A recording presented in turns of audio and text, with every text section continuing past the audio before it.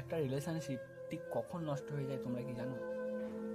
যখন সেই রিলেশনশিপটার মধ্যে কম্পিটিশন চলে আসে। এরপর তোমাদের মধ্যে কোয়েশ্চেন আসতেই পারে, কম্পিটিশন সেটা কীরকম, সেটা কীরকম কম্পিটিশন? দেখো, কম্পিটিশনটা কিভাবে আসে। সাপোজ ধরো, তুমি ভাবলে দুবার তুমি তাকে এসএমএস করলে তোমার প্রিয় মানুষটাকে, তার ওই দিক থেকে রিপ্লাই এলো না।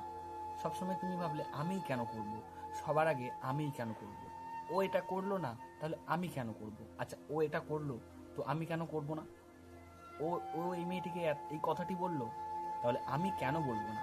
ঠিক এই রকম কম্পিটিশান যখন চলে আসে, তখন কিন্তু বিচ্ছেদের সৃষ্টি হয়।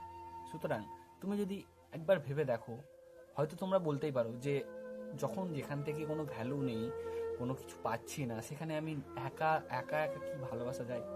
অবভিয়াসলি যায় না। একবার ভেবে দেখো, সত্যি কি তুমি কিছু পাওয়ার জন্য, কিছু লাভের জন্য তুমি কি রিলেশনশিপে এসেছিলে? আসোনি।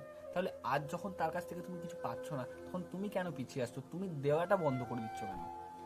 তুমি যদি প্রত্যেকটা দিন তাকে যদি এসএমএস কল দাও না, সে 5 দিনের একদিন হলেও সে ভাববে না, ও আমায় অনেক প্রায়োরিটি দিচ্ছে, আমারও ওকে প্রায়োরিটি দেওয়া উচিত।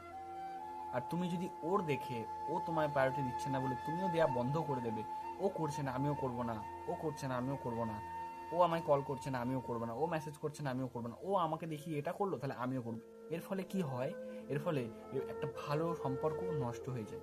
ভেবে দেখবে, শেষে কিন্তু হয় আমি নয় তুমি, কেউ না কেউ তো হেরেই যায়। দুজনের মধ্যে কেউ না কেউ হেরে যায়, আর কেউ না কেউ জিতে যায়। কেউ জিতে হেরে যায়, কেউ হেরে গিয়ে জিতে যায়। সুতরাং চেষ্টা করে দেখো শেষ পর্যন্ত। সে গুরুত্ব দিচ্ছে না বলে তুমিও দেবে না, এমনটা না। হতেও তো পারে তুমি যদি গুরুত্ব দাও, সে হয়তো তোমার দেখে সেও তোমায় গুরুত্ব দেওয়া শুরু করে দিল। সবসময় একটা ভালো সম্পর্ক নষ্ট হয়ে যাওয়ার মূল কারণ হলো কম্পিটিশন। তাই রিলেশনশিপে কম্পিটিশন না, আরও বোঝার চেষ্টা করো তোমার পার্টনারকে, তোমার প্রিয় মানুষকে। দেখবে তোমাদের জীবন অনেক সুন্দর হবে, সুখের হবে।